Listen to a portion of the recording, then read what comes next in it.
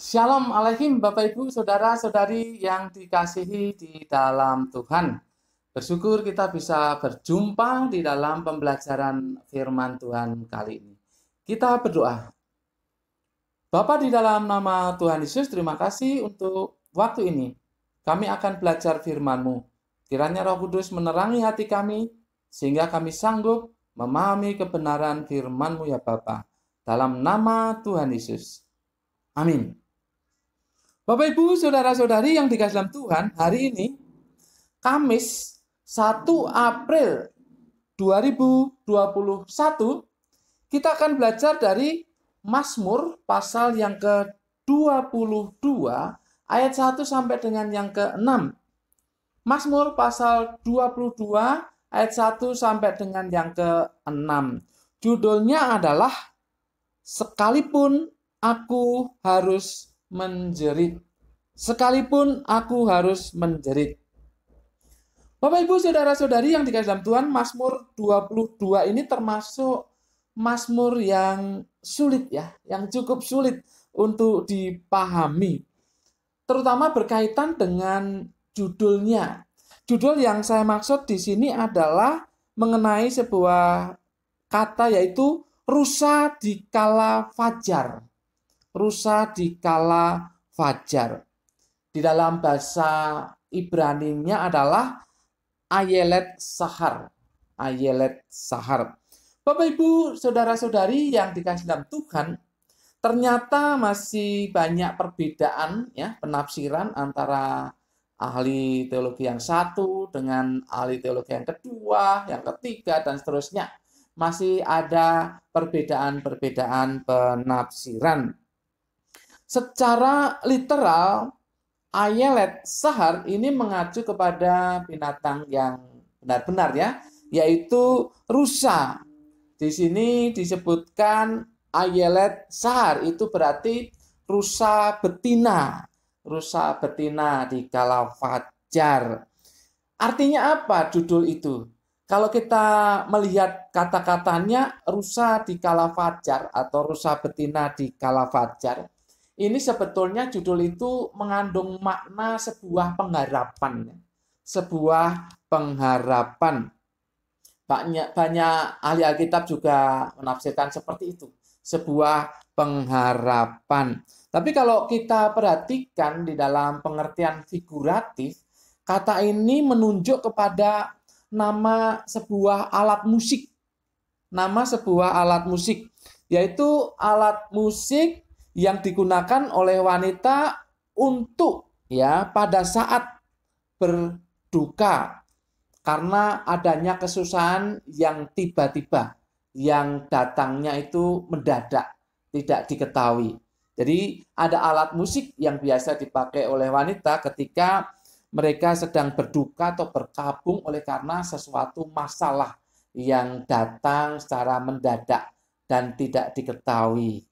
Bapak Ibu Saudara-saudari yang dikasihi dalam Tuhan, saya sendiri cenderung untuk setuju yang kedua ini ya, karena berkaitan dengan isi dari Mazmur ini.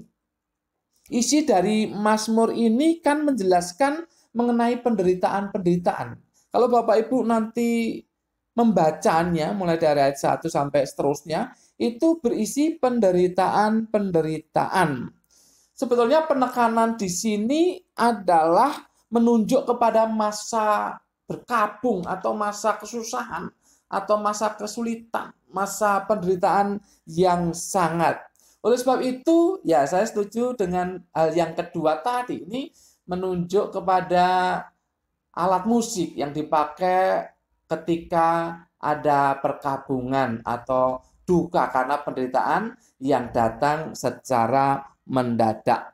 Bagaimanapun penafsiran dari rusa di kala fajar ini, kalau kita mau jujur seperti yang saya katakan tadi, kalau kita mau jujur maka bagian firman Tuhan ini penuh dengan ya penderitaan-penderitaan begitu ya.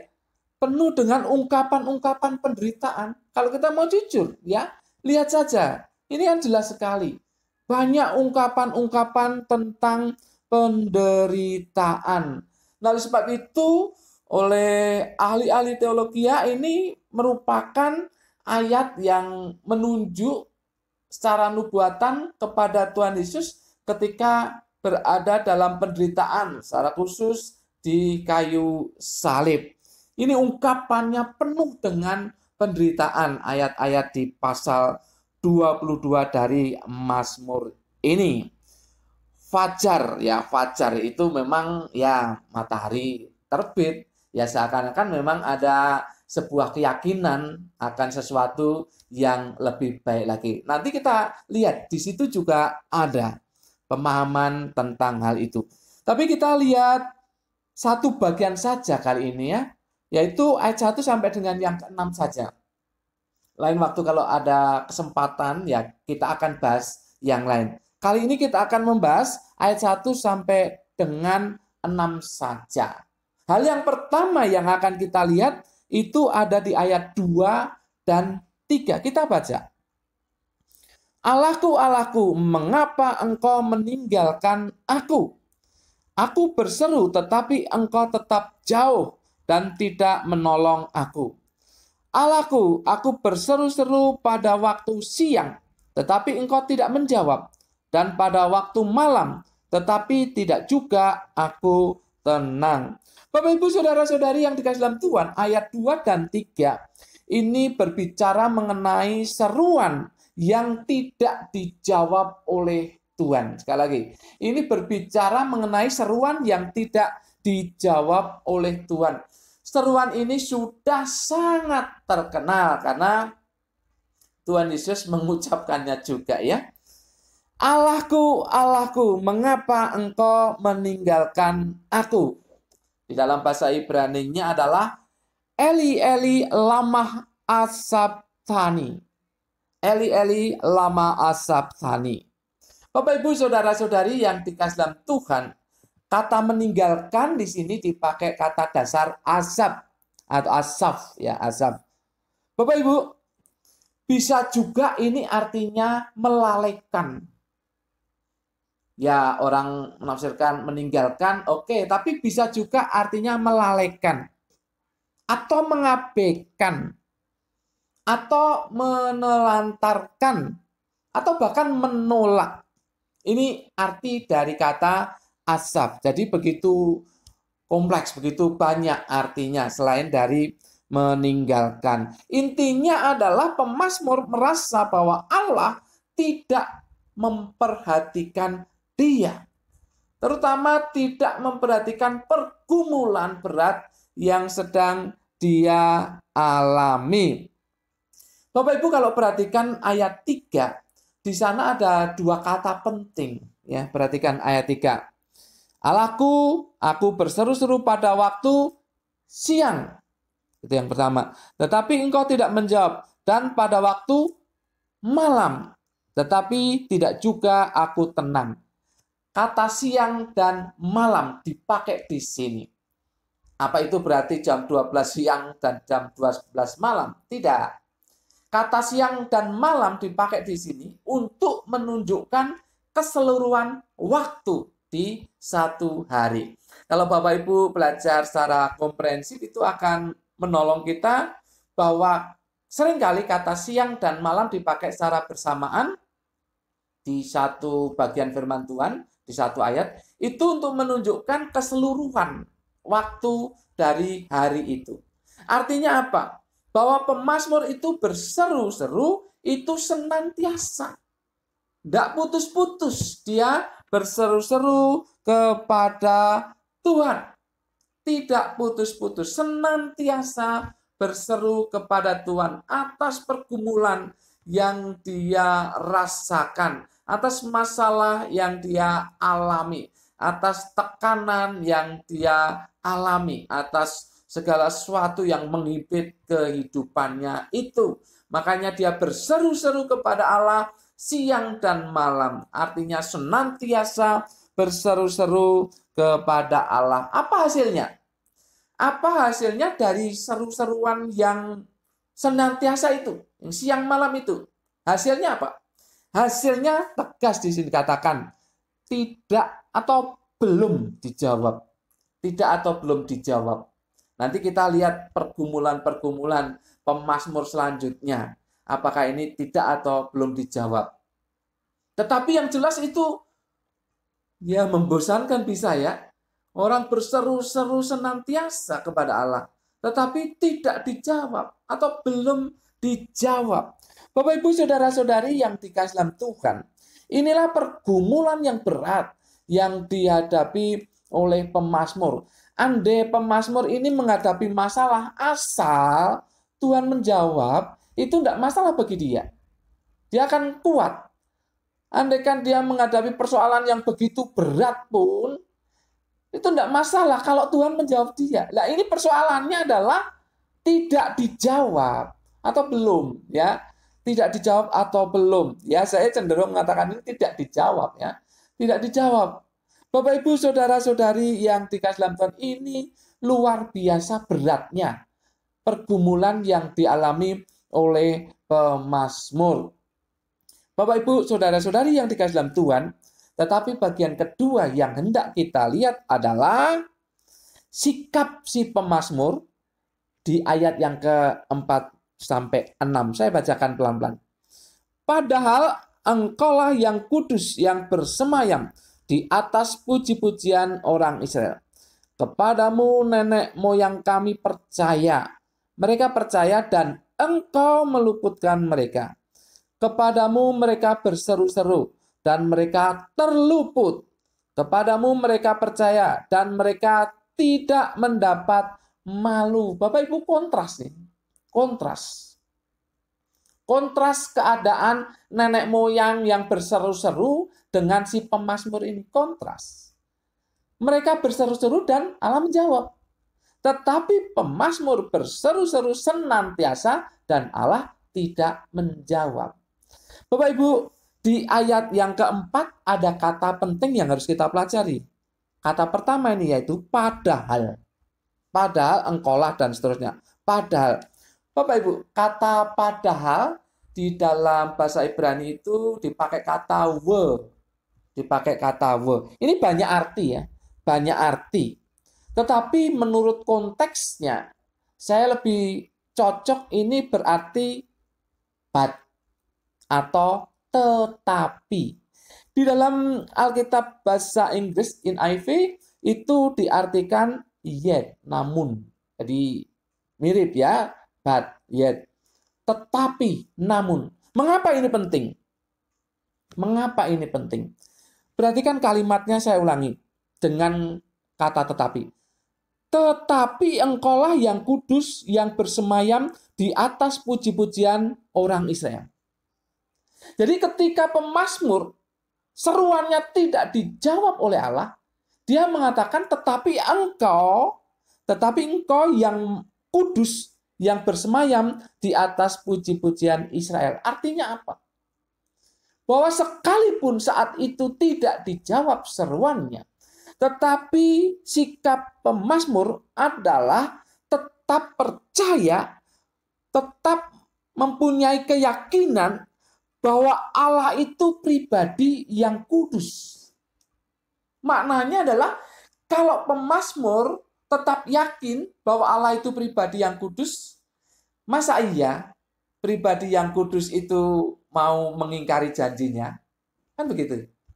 Masa iya pribadi yang kudus itu mau melupakan janji-janjinya bagi umatnya? Itu maksudnya.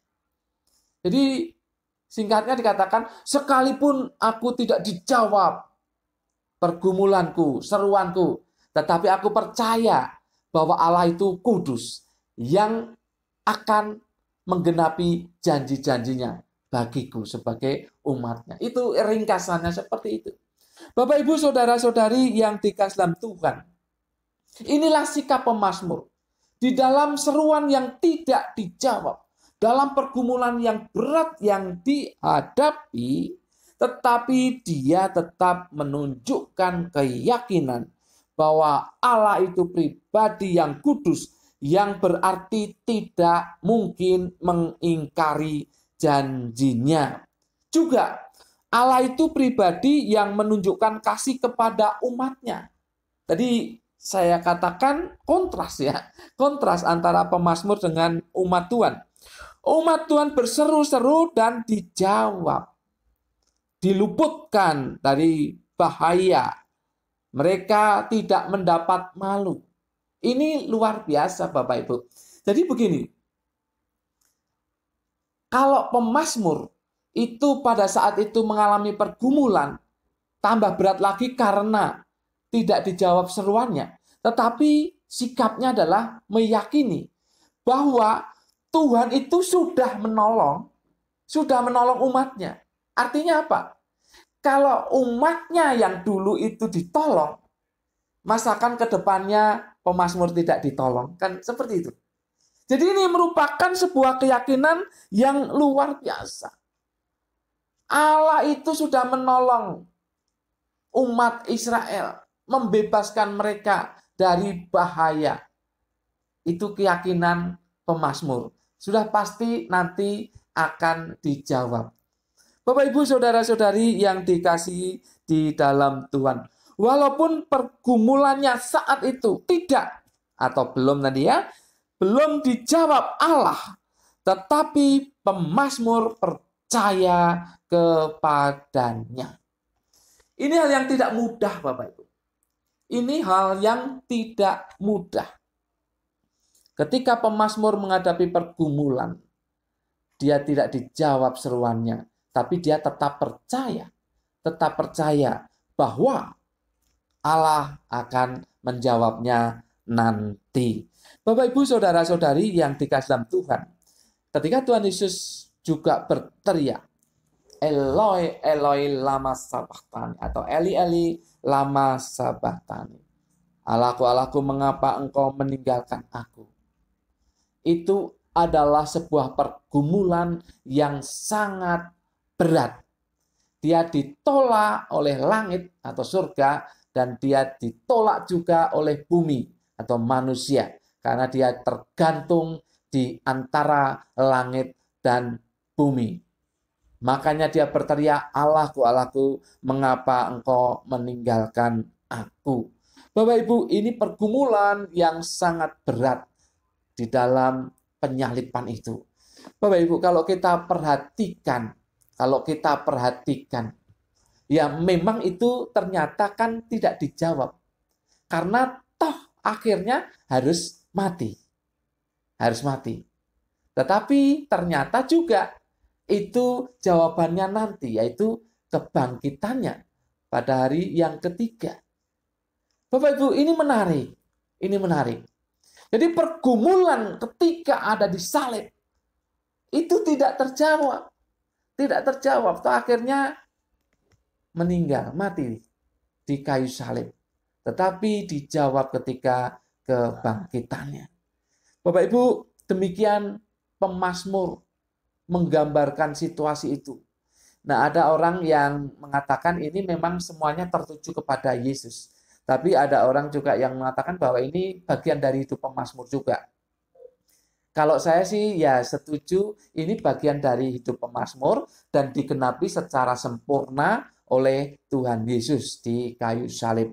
Artinya bahwa pemazmur pun menghadapi persoalan yang pernah tidak dijawab seruannya. Tetapi di lain kesempatan, itu ada jawaban yang mungkin tidak sama dengan pergumulan yang tidak dijawab itu. Tetapi ada jawaban dari Allah. Bapak Ibu, apa maknanya bagi kita? Apakah Anda sekarang mengalami pergumulan yang berat? Kesedihan yang luar biasa, masalah yang berat, tekanan kehidupan yang berat, himpitan yang luar biasa berat menekan Anda. Bapak Ibu, apakah Anda mengalaminya saat ini? Dan Anda sudah berteriak-teriak minta tolong kepada Allah. Berdoa serius kepada Allah. Lututnya sampai lecet.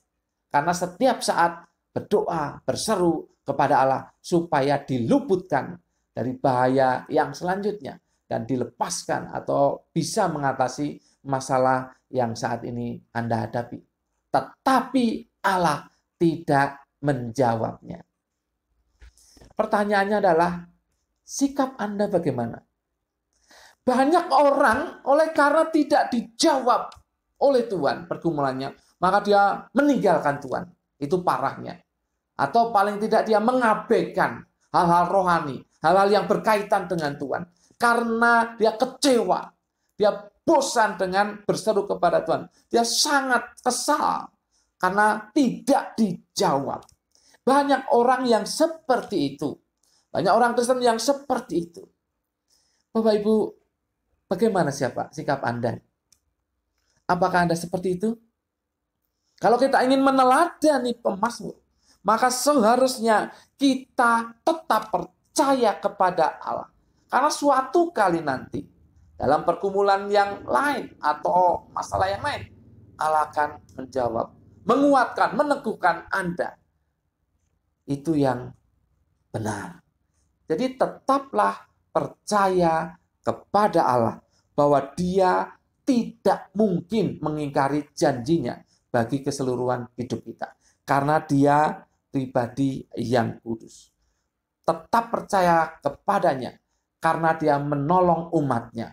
Suatu kali pertolongan itu akan datang kepada Anda dan saya. Sikap yang benar. Dalam pergumulan yang tidak dijawab, Anda tetap percaya kepada Allah. Amin. Mari kita berdoa. Bapa, dalam nama Tuhan Yesus, terima kasih untuk waktu ini kami sudah belajar firman-Mu, dan biarlah kami ditolong oleh Roh Kudus untuk menerapkannya dalam kehidupan kami sehari-hari. Biarlah kami tetap percaya kepada Engkau, sekalipun saat ini pergumulan kami tidak Engkau jawab. Terima kasih Bapa. Dalam nama Tuhan Yesus, kami berdoa dan mengucap syukur. Semua yang percaya katakan amin. Tuhan memberkati Bapak, Ibu, Saudara-saudari senantiasa